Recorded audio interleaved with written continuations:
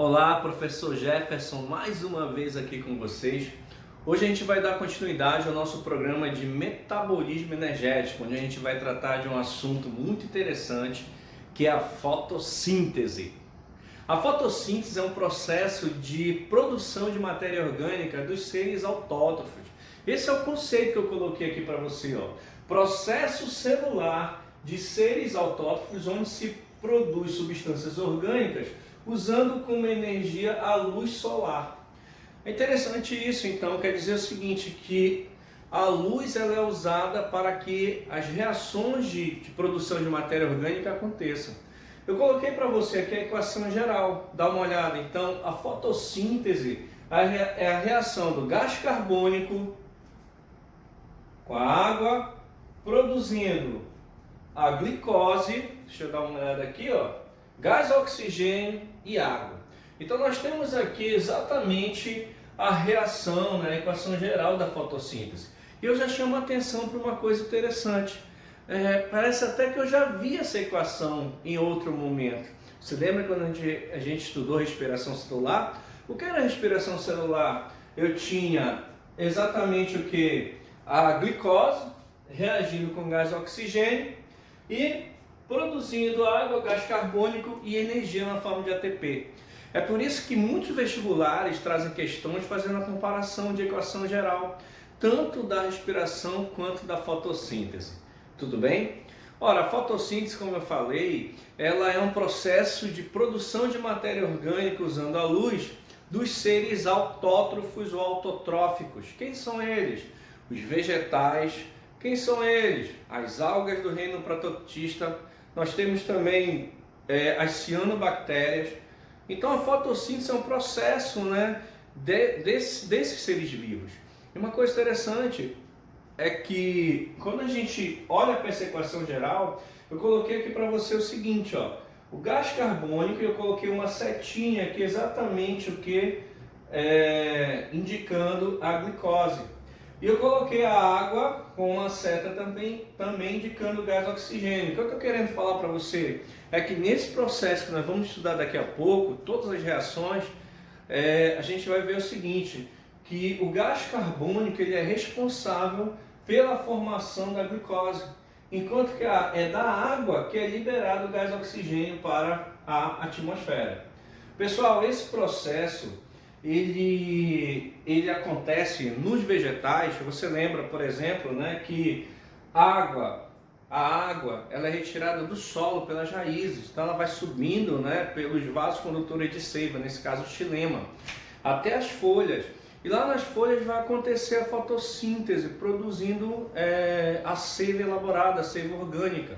Seiva orgânica por causa da glicose. E aí o que vai acontecer? Ela vai ser distribuída para o resto da planta, no caso pelo floema, tá bom? Mas é claro que isso é um papo para outra aula, para histologia vegetal. Mas preste atenção, o que eu quero chamar a sua atenção aqui é o seguinte, é que a luz ela é usada, né? Ela é usada nesse processo e ela é captada por uma substância presente lá no cloroplasto, e que está lá nas células vegetais. Essa substância a gente chama de clorofila. Então a clorofila ela capta a luz, né? Ela capta a luz para a produção de matéria orgânica. Agora uma coisa interessante, né? A luz é uma onda eletromagnética, né? A luz, essa luz que a gente vê, que a gente chama de luz branca, ela tem um pequeno espectro ali, onde a gente tem as 7 cores, né? Cada cor existe um comprimento de onda, entende?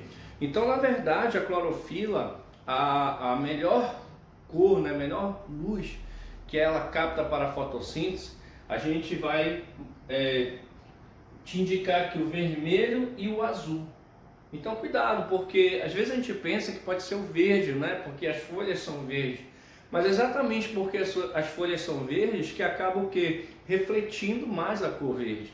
Então cuidado, a melhor luz, né, aquela luz que tem o melhor comprimento de onda, né, a melhor frequência captada pela clorofila é a de cor vermelho e a de cor azul. Até coloquei aqui, olha, vermelho e azul, ou seja, ver mais. Coloquei aqui para você lembrar no dia da prova, ver mais, né? No caso, vermelho e azul. Não esqueça disso, que são as cores, né?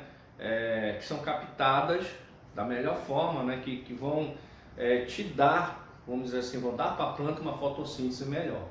Beleza?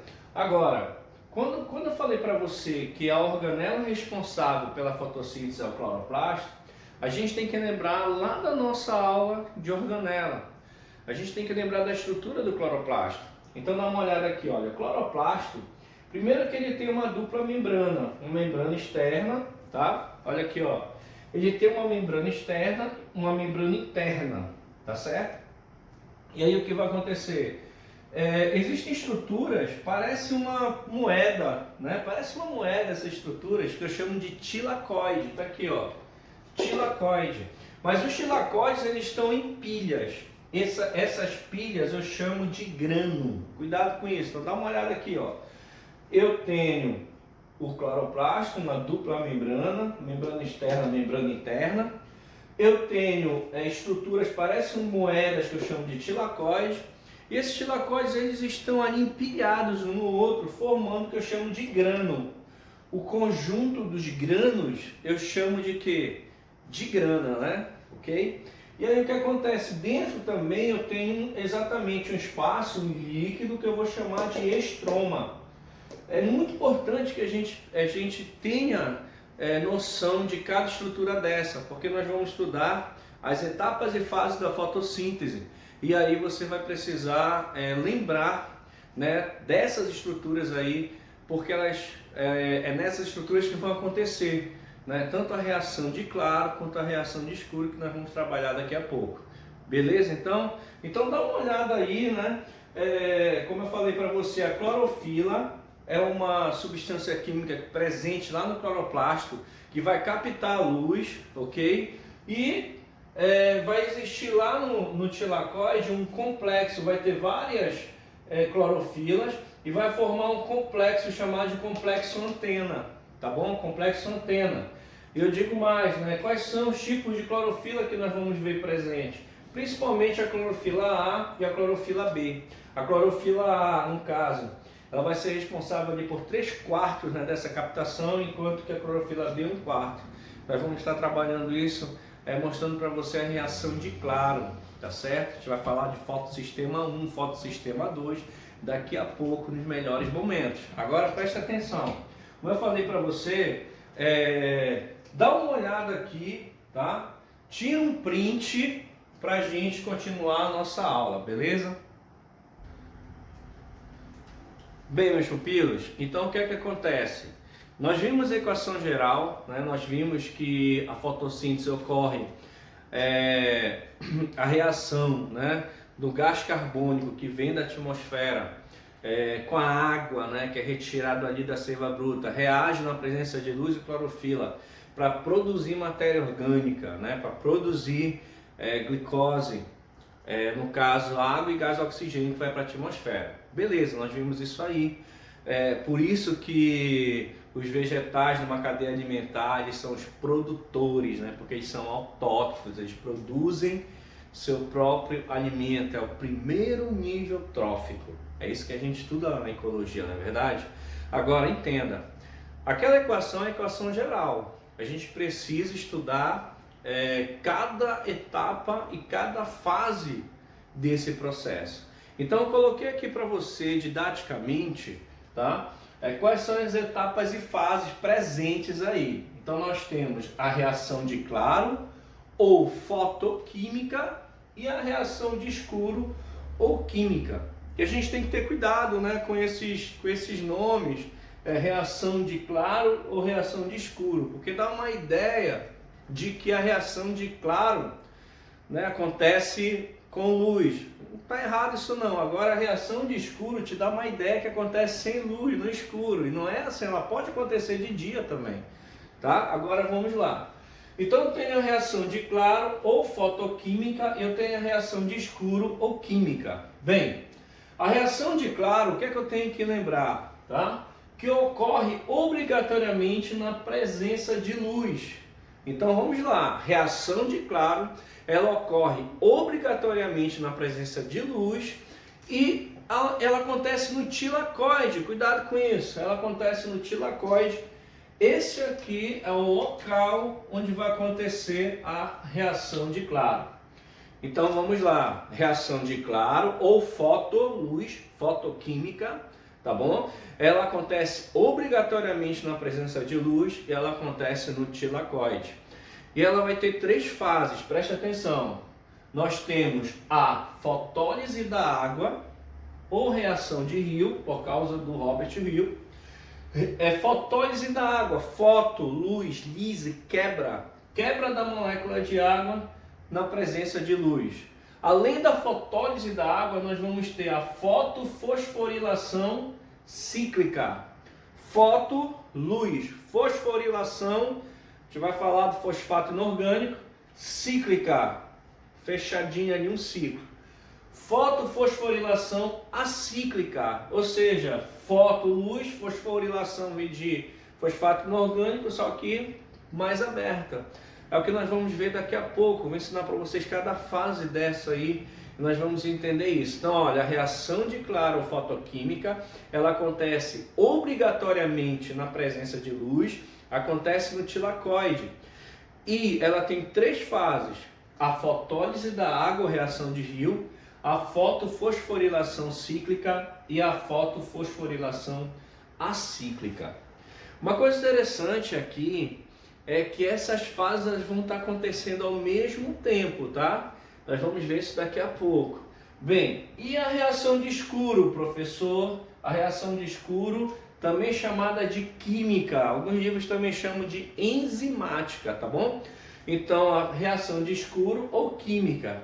Olha o conceito, ocorre na presença ou ausência de luz. Presença ou ausência de luz. Então, de dia, quando acontece a fotossíntese, é claro que ela inicia pela reação de claro e ela vai terminar na reação de escuro, de dia ainda. É por isso que a gente está colocando aqui na presença. Agora você imagina, por exemplo, que está escurecendo.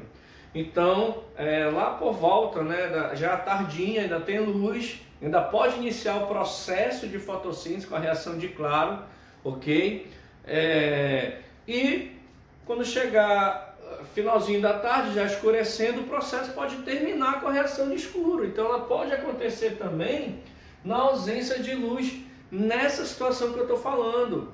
Lá no final do dia pode acontecer o seguinte: de iniciar a reação de claro e escurecer, ela terminar na reação de escuro. Então o processo vai se completar. É por isso que a reação de escuro ou química ou até mesmo enzimática, ela pode acontecer o quê? De dia, né? Na presença ou na ausência, caso inicie o processo à tardinha, quando tem luz, terminando aí depois de escurecer. Beleza? Cuidado com isso. Agora olha lá, ela acontece no estroma. No estroma. Só que, como eu falei para você, ela só vai acontecer à noite se a reação de claro acontecer. Então eu coloquei aqui para você, olha, depende obrigatoriamente da reação de claro. Depende obrigatoriamente da reação de claro. E aqui nós vamos ter uma única fase, que é o ciclo das pentoses ou ciclo de Calvin-Benson. Ciclo das pentoses ou ciclo de Calvin-Benson. Calvin, né, que descobriu esse processo e também, vamos dizer assim, paralelamente a ele, Benson também estudou aí e descobriu esse processo também. Então a gente acaba dizendo que o ciclo é de Calvin e Benson, né? Não quer dizer que os dois trabalharam juntos, tá bom? Beleza, ok? Beleza, só uma curiosidade. Agora vamos lá então. Organizando o nosso pensamento da fotossíntese. A fotossíntese ela tem duas etapas. Ela tem a reação de claro ou fotoquímica e a reação de escuro ou química ou enzimática. A reação de claro acontece obrigatoriamente na presença de luz e no tilacoide. A reação de escuro ela acontece na presença ou ausência de luz e no estroma. Só que tem um porém, ela depende obrigatoriamente da reação de Claro. Agora vamos às fases. Quais são as fases da reação de Claro? Nós temos a fotólise da água, a fotofosforilação cíclica e a fotofosforilação acíclica. Enquanto que a reação de escuro ou química vai ter o ciclo das pentoses, o ciclo de Calvin-Benson. Exatamente na reação de escuro, no ciclo das pentoses, ciclo de Calvin-Benson, que acontece a fixação, né, no caso do carbono. É quando ali que vai estar sendo formado a matéria orgânica. Não esqueça disso. Eu quero que você logo entenda uma coisa, que essas fases, essas três fases vão acontecer ao mesmo tempo e tudo que elas produzirem vai ser para servir a última fase, que é o ciclo das pentoses. Então cuidado com isso, essas três fases vão acontecer ao mesmo tempo e tudo que elas produzirem, que vai ser ATP e NADPH2, nós vamos ver já já, é para servir o quê? É para servir a última fase, que é o ciclo das pentoses, ou ciclo de Calvin e Benson. Então, mais uma vez, tira o print aí, tá? Para você depois estar fazendo o seu resumo em casa, ok? Agora nós vamos estudar cada fase dessa. Vamos falar agora das fases da fotossíntese. Lembrando que a primeira etapa é a reação de Claro, ou a gente chama de também etapa fotoquímica. Então, reação de Claro ou etapa fotoquímica, beleza? Lembra que nós temos três fases envolvidas. Nós temos a fotólise da água, nós temos a fotofosforilação cíclica e a fotofosforilação acíclica. E aí o que é que vai acontecer? Lembra que essas três fases elas acontecem ao mesmo tempo e elas preparam substâncias, que é o ATP e o NADH2, exatamente para onde? Para servir a última fase, que é o ciclo, né, das pentoses, o ciclo de Calvin-Benson. Beleza? Não esqueça disso. Vamos estudar agora, apesar das três fases acontecerem ao mesmo tempo, a gente vai inicialmente falar de duas delas e no final a gente tenta conversar sobre as três, beleza? Mas vamos lá. A partir de agora, didaticamente, eu dividi em quatro fases. As três fases da reação de Claro, a fotoquímica, que nós já vimos aí que é a fotólise da água, fotofosforilação cíclica e fotofosforilação acíclica. E nós colocamos também como número 4 a última fase, que é o ciclo de Calvin-Benson, o ciclo das pentoses. Vamos iniciar com a fotólise da água. Coloquei aqui para você, ó. Fotólise da água ou reação de Hill. A fotólise da água ou reação de Hill, ela vai acontecer, lembra que vai acontecer, essa fase vai acontecer lá no tilacoide. E o que está acontecendo aqui? A quebra da molécula de água na presença de luz e clorofila. Então ela quebra aqui, e aí o que vai acontecer? Ela vai liberar hidrogênios, elétrons e gás oxigênio. Então olha lá, eu tenho que ter essa noção do que vai acontecer com cada produto desse. Então na hora que a água quebra na presença de luz, ela vai liberar os hidrogênios H+, os elétrons, 2 elétrons, e no caso o gás oxigênio. Não é claro que aqui vai dar meio de gás oxigênio. Deixa eu colocar para você que é melhor.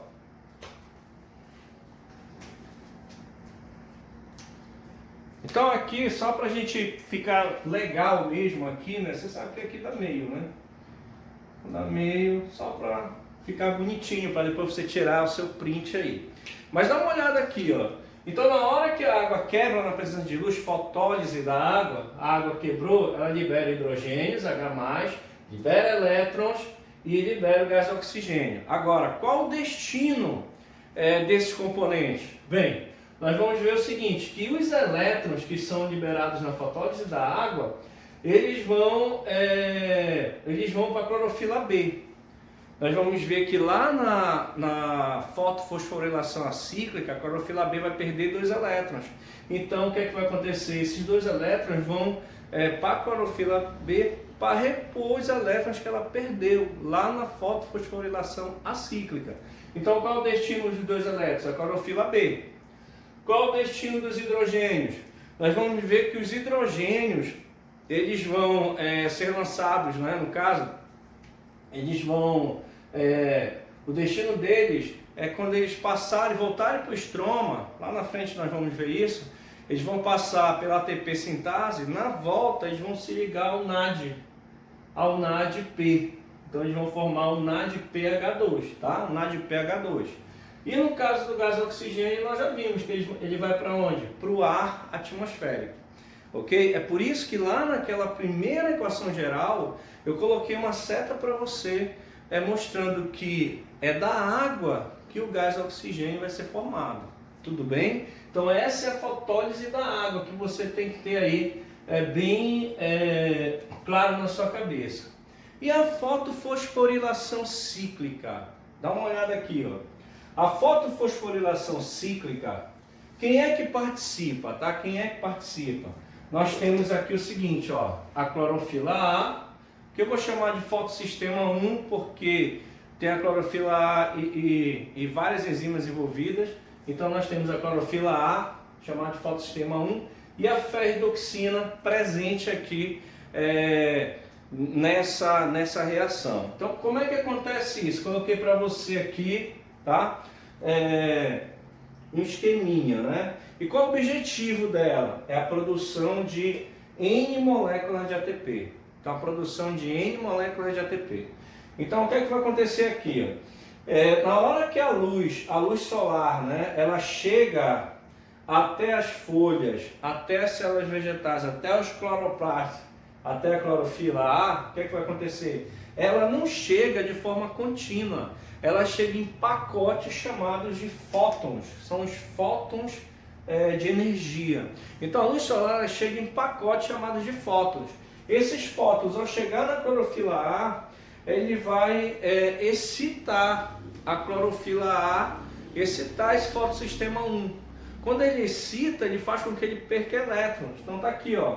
Na hora que o fóton chega na clorofila A, ele vai excitar a clorofila A, e aí o que é que vai acontecer? A clorofila A vai liberar elétrons. Para onde é que vai esses elétrons? Aí esses elétrons, eles vão chegar até as proteínas transportadoras de elétrons, que são os citocromos. Mas olha aí, a clorofila A primeiro vai chegar libera elétrons, e esse elétron primeiro vai chegar na ferridoxina. Agora aqui que vem o porém, quero chamar a atenção de você, ó. Cada vez que o elétron passa pelas proteínas, o que é que vai acontecer? Ele libera energia. E essa energia ela é usada para juntar o ADP com o fosfato inorgânico. Fotoluz, fotofosforilação, porque está incluindo fosfato inorgânico no processo. Então, olha lá, cada vez que esse elétron, voltando, então a luz solar chega, essa energia luminosa na forma de fótons, excita a clorofila A perde elétrons. Esse elétron vai para a ferridoxina, ao passar para a ferridoxina, vai liberar energia para produzir o ATP.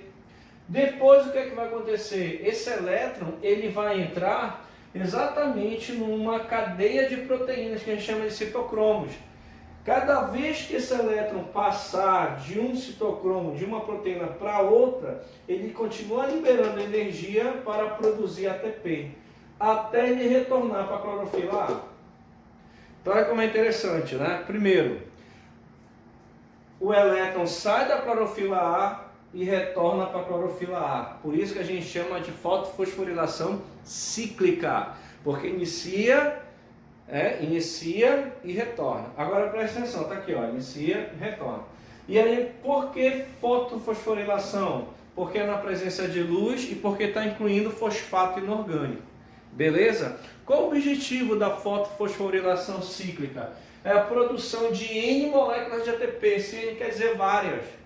Olha lá, várias moléculas de ATP, beleza? Então a gente acabou de ver a fotólise da água, reação de Hill, lembrando que ela quebra na presença de luz, libera hidrogênios, elétrons e gás oxigênio. Os elétrons vão para a clorofila B, para repor, né, que ela vai perder lá na fotofosforilação acíclica. Os hidrogênios vão fazer parte do NADP, formando o NADPH2. O gás oxigênio vai para o atmosférico. E no caso da fotofosforilação cíclica, eu vou ter a clorofila A, o fotossistema 1, se excitando quando ela recebe luz na forma de fótons, liberando elétron. O elétron vai para a ferridoxina, depois vai para a cadeia de proteínas chamada citocromos. E aí o que acontece? A cada vez que esse elétron passa, libera energia para a formação de ATP, onde eu vou ter N moléculas de ATP sendo produzidas. Beleza? Guarde isso para a gente agora falar da terceira fase. Tira um print aí, tá? Tira um print para você colocar no seu resumo. Okay. Então nós já vimos aí, estamos vendo as fases da reação de Claro. Nós já vimos a fotólise da água, nós já vimos a fotofosforilação cíclica. Vamos ver agora a fotofosforilação acíclica. É claro, como eu falei para você, essas três fases estão acontecendo ao mesmo tempo, tá bom? Vamos entender um pouquinho. Nesta fase, que é a fotofosforilação acíclica, nós vamos ter agora a presença dos dois fotossistemas. O fotossistema 2, que é a clorofila B, que é chamada de P680, e o fotossistema 1, clorofila A, P700. P680, P700, quer dizer, 680 nanômetros, 700 nanômetros, né? Tá falando aí de comprimento de onda. Mas olha lá, eu quero que você entenda o seguinte, que eu coloquei para você aqui o tilacoide, tá? E aí eu estou mostrando para você aqui o lúmen, né? O espaço de dentro do tilacoide, mostrando aqui a membrana, tá? E, claro, a parte interna aqui, que é o estroma, tá bom? Então aqui eu tenho o estroma, tá certo? Coloquei aqui para você entender. Bem, vamos falar primeiro dessa fotofosforilação acíclica. Olha o que está acontecendo aqui. Bem, na hora que nós temos, no caso, vou ficar bem aqui, ó. Você tem a luz solar, tá? A luz solar chegando no fotossistema 2, tá? Vou colocar aqui assim, ó. Chegando aqui no fotossistema 2, então chega aqui os fótons, né? Os fótons de energia. O que é que vai acontecer? Na hora que o fóton de energia chega no fotossistema 2, esse complexo aqui, antena, todas as clorofilas presentes começam a se excitar, tá bom? Então o que é que vai acontecer aqui, ó? Elas começam a se excitar, todas elas começam a se excitar, ó. E aí o que vai acontecer? Essa excitação faz com que libere elétrons, tá? Então esse cara aqui, ó, esse fotossistema 2, que é a clorofila B, ela vai o quê? Ela vai perder elétrons. Então olha para cá o que vai acontecer, ó. Os elétrons vão passar exatamente, tá, para as proteínas transportadoras de elétrons. Então nós temos a plastoquinona aqui, ó. Então passa para cá, olha aqui, ó, para esse elétron, para essa proteína, e ela vai passando, ó. O elétron vai passando, ó. Tá bom? Ok? São dois elétrons, tá, pessoal? Ele vai passando aí, sempre dois elétrons, tá? Até chegar onde? No fotossistema 1. Então tá aqui, ó. Dois elétrons. Na hora que chega aqui no fotossistema 1, na clorofila A, ela também vai se excitar, olha aí, ó, também vai se excitar, ok? E aí o que é que vai acontecer? A clorofila P700, ela vai liberar os elétrons aí, que você está vendo, ó. Vai para onde? Ó? Vai para a ferrohidroxina aqui, 2 elétrons, vem para essa proteína aqui, ó, 2 elétrons, e eles vão para onde? Eles vão para o NADP, tá? Tá aqui, ó, mostrando para você aí, tá? Então, ó, perceba que fótons de energia excitou o fotossistema 1, excitou o, no caso, complexo antena, e aí a clorofila B P680 se excita e libera 2 elétrons. Faz 2 elétrons, vai passando cada transportador de elétrons, né, cadeia transportadora de elétrons, até chegar no fotossistema 1. Como é interessante agora, ó, também excita, tá certo? Excita, e a clorofila P700 libera os elétrons, 2 elétrons ferrohidroxina, 2 elétrons vai para essa proteína, né, no caso formador aqui, ó, do NAD, e aí o que vai acontecer? Esses elétrons aí vão para onde? Para o NAD. Olha aqui, ó. Vão para o NADP. Ok? Quando chega no NADP, ele vai ficar com a carga negativa. Ok? Beleza? Olha, está acontecendo aqui, né? Então, ele, na verdade, o que? Reduziu aqui o NADP. Agora, olha o que vai acontecer. Lembra que eu te disse que essas fases estão acontecendo ao mesmo tempo? Então, olha a fotólise da água aqui, eu vou mostrar para você, ó, bem aqui, ó. A água, lembra que eu falei para você? A água, H2O, ela vai quebrar. Então, ela quebra aí na presença exatamente de luz, não é isso? Quando ela quebra, o que é que ela faz? Hein? O que é que ela faz? Ela libera para a atmosfera. Ela libera para a atmosfera o gás oxigênio, certo? Libera para a atmosfera o gás oxigênio. E aí o que é que vai acontecer?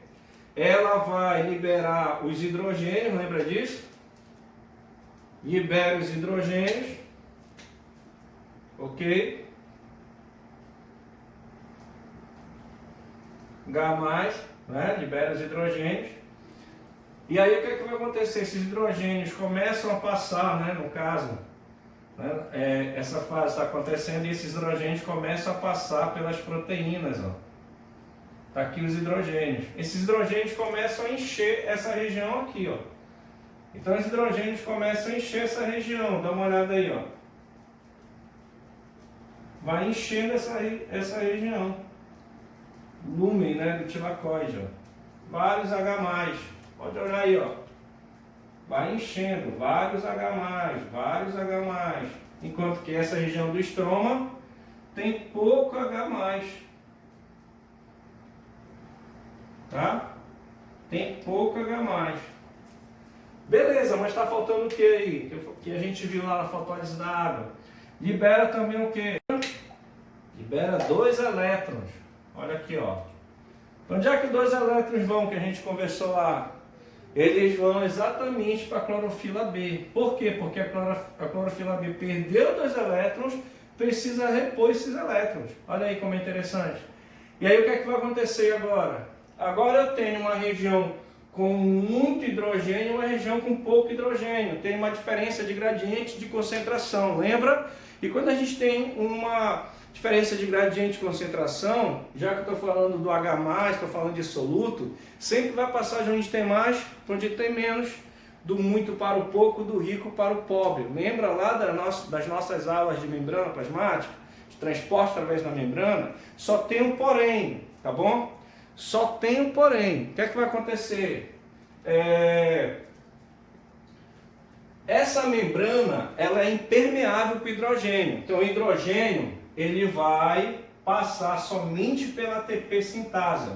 Então o que é que vai acontecer aqui, ó? Vai acontecer isso aqui, ó.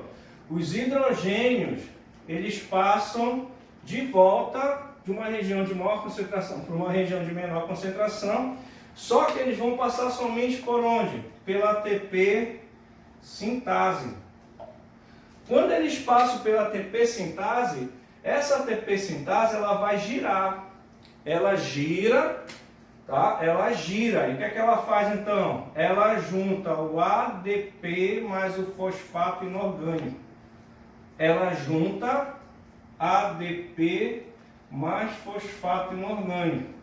O que é que ela vai produzir então? ATP. Cada vez que os hidrogênios vão passando, o ATP vai sendo produzido. E os hidrogênios, hein? E os hidrogênios? O que é que vai acontecer com os hidrogênios? Aí esses hidrogênios, eles vão exatamente chegar até o NADP que está reduzido, formando quem? Formando o NADPH2. Olha aqui, ó.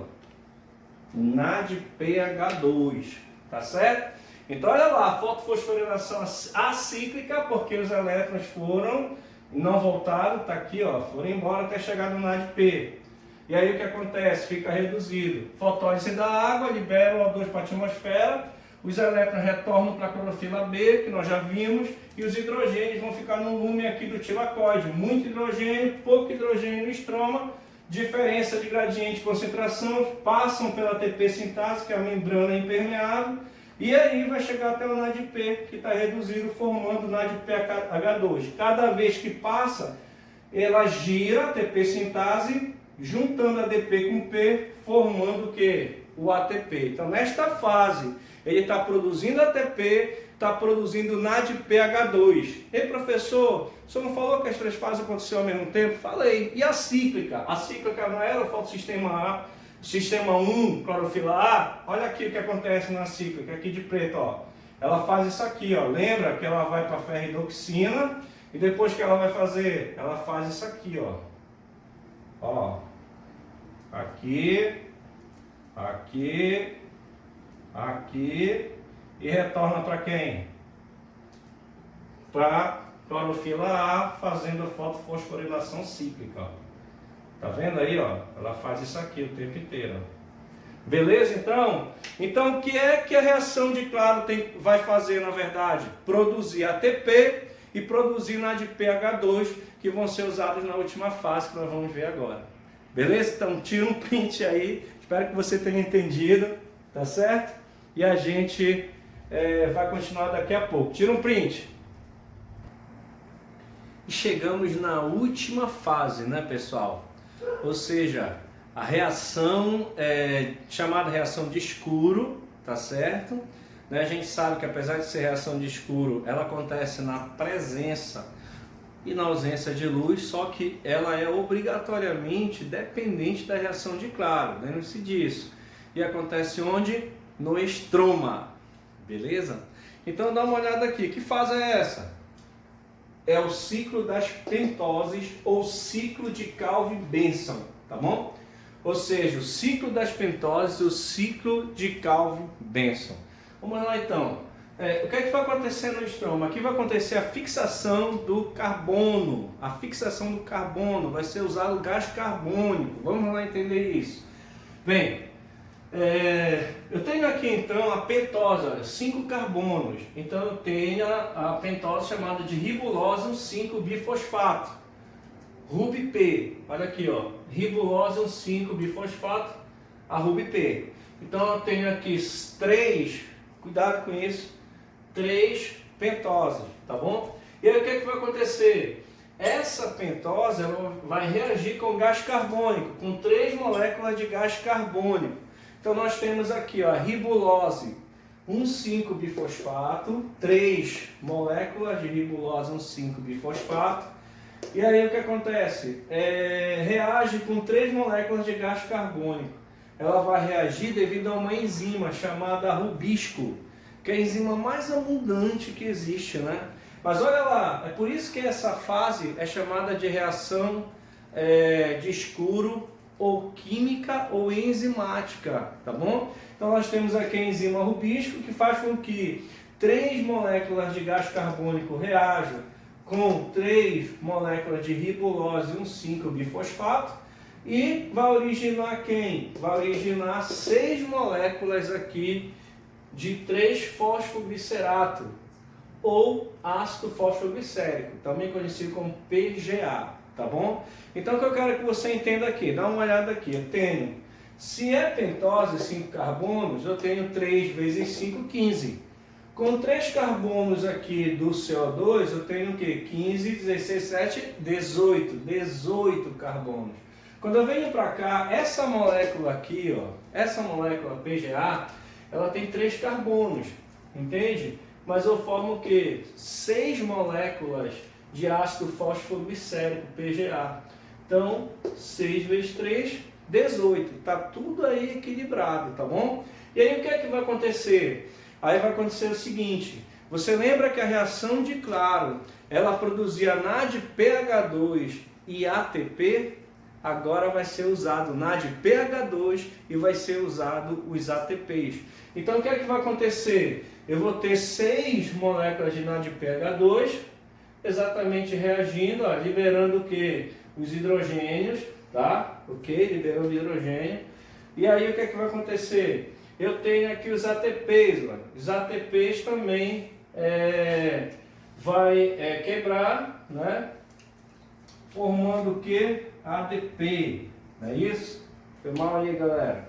Então nós temos aqui, olha, NADPH2 libera exatamente hidrogênios. Os hidrogênios vão ser usados exatamente para a produção de matéria orgânica, tá bom? E aqui nós temos também energia. Precisa de energia, o ATP quebra, liberando também aí energia. E aí o que é que vai acontecer? Vai passar ainda, né, por uma substância intermediária, mas no final eu tenho essa substância aqui, ó, chamada de fosfogliceraldeído 3P ou ainda aldeído fosfoglicérico.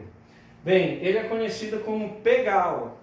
E nesse caso aí, o que é que vai acontecer? Vai formar 6 moléculas de PGAL, tá bom? 6 moléculas de PGAL. O PGAL, ele tem 3 carbonos, tá, pessoal? Tá aqui, ó.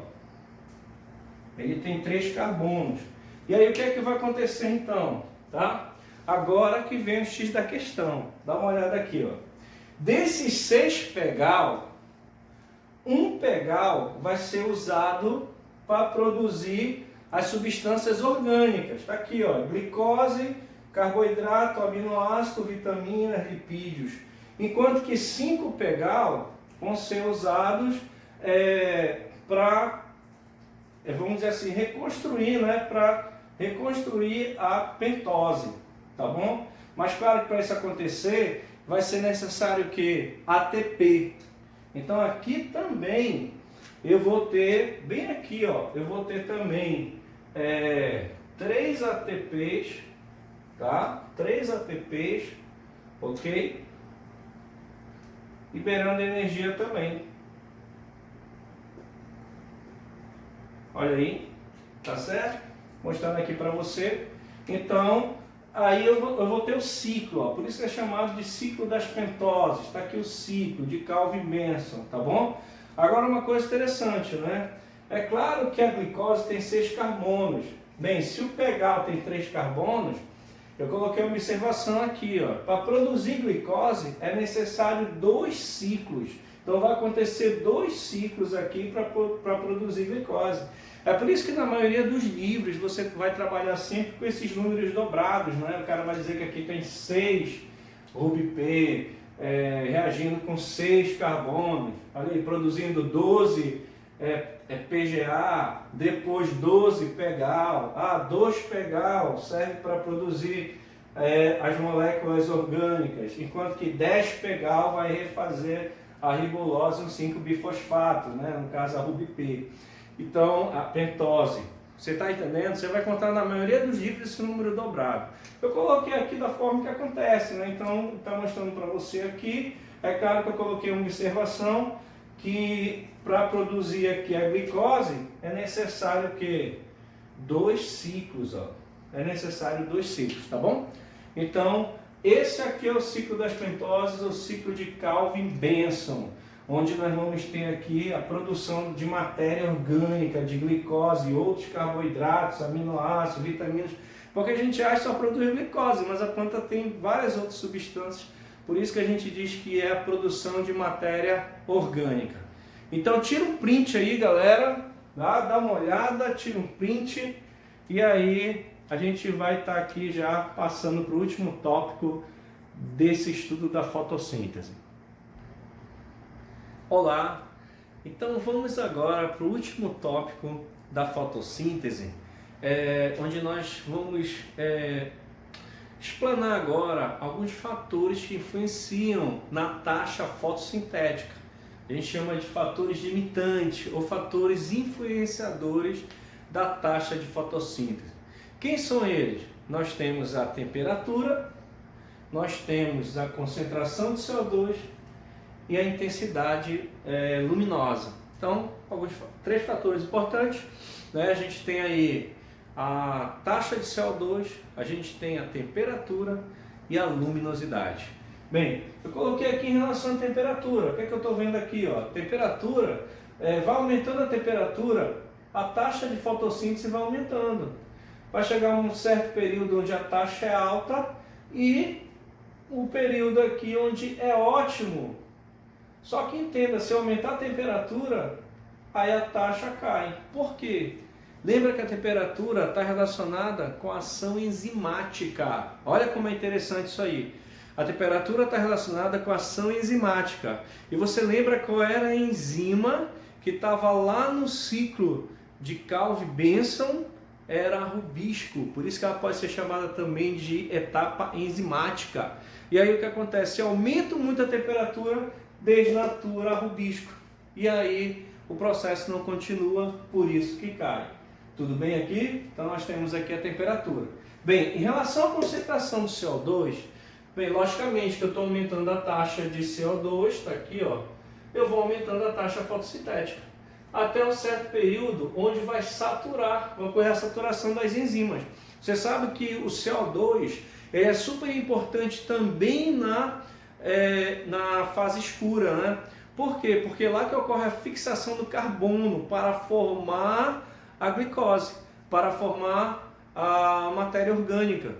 Então, se eu tenho muito CO2, vai saturar a enzima, aí o processo fica constante. Tudo bem? Aqui em relação à concentração de CO2. Em relação à intensidade luminosa, logicamente que se eu vou aumentando a intensidade luminosa, eu vou aumentando a taxa fotossintética, até chegar também num período onde eu vou saturar os fotossistemas 1 e 2. Deu para entender isso aí? E agora nós vamos fechar com esse gráfico aqui, que está mostrando para você a taxa, vamos dizer assim, de respiração e a taxa de fotossíntese. Bem, logicamente que a gente vai estar entendendo aí que a planta, ela não faz somente fotossíntese, mas ela também faz a respiração, tá certo? E aí o que acontece? Estou mostrando aqui em relação à taxa de CO2 consumida na fotossíntese. Então perceba o seguinte, que na respiração você tem aqui de forma constante relacionado com a intensidade luminosa. Então o que é que eu estou mostrando para você? Que se a luz está aumentando, isso não vai influenciar na taxa de respiração. Porém, vai influenciar onde? Na fotossíntese. Com o aumento da intensidade luminosa, vai aumentando também o que? A taxa de fotossíntese. E aí o que acontece? Vai aumentando a taxa de fotossíntese até chegar num ponto comum à fotossíntese e à respiração. E aí que é interessante, ó, esse ponto é chamado de ponto de compensação luminoso, ponto de compensação fótico. Por quê? Porque o que é que está acontecendo aqui? A taxa de fotossíntese é igual à taxa de respiração. Então, a taxa de fotossíntese é igual à taxa de respiração. Isso quer dizer que toda a glicose, todo o açúcar que está sendo produzido na fotossíntese está sendo consumido na respiração. Está vendo aqui, ó? Todo açúcar produzido está sendo consumido. É por isso que a planta sempre vai precisar de uma taxa fotossintética maior. Por quê? Porque senão ela vai só sobreviver, ela não vai crescer, ela não vai ter matéria orgânica, né, para as outras atividades dela. E aí para outra estrutura dela, né, para as atividades dela. Olha o que vai acontecer aqui. É por isso que ela tem que ter uma taxa de fotossíntese maior do que a taxa de respiração. Tá bom? E aqui a gente está mostrando o ponto de saturação luminoso, e aí pode aumentar a intensidade luminosa, mas a taxa fotossintética permanece constante. Ok? Então dá uma olhada, né, nos gráficos, esses são os fatores limitantes, fatores que influenciam na taxa fotossintética. Eu quero agradecer, né, a atenção de vocês e a gente se vê no próximo vídeo. Tira um print, a gente fica por aqui. Foi uma hemorragia de prazer estar com vocês, tá bom? Grande abraço aí do professor Jefferson. Dá uma olhada, tira um print. Valeu!